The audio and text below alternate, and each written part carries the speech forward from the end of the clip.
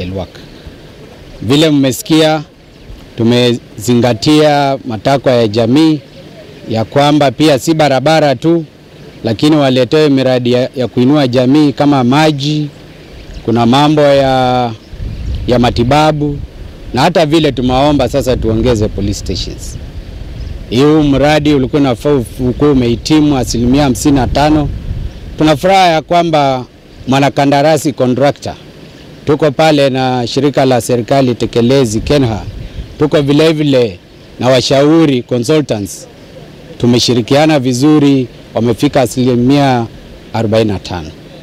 Langu ni kuhimiza ya kwamba kuendelea mbele ni azimio la rais ya kwamba mradi huu ukifika mwisho wa mwezi wa 12 mwaka huu wakuwa wameweka lami imefika kiwango cha kilomita 60 na zaidi.